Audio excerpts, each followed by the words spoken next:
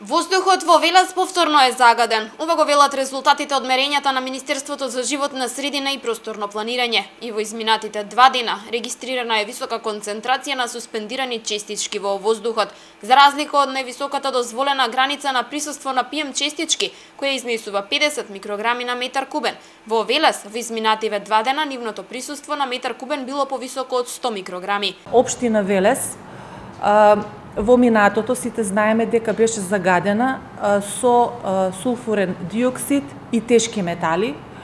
Во последните години тоа веќе е минато, меѓутоа проблемот со овие суспендирани честички помали од 10 микрометри се уште постои.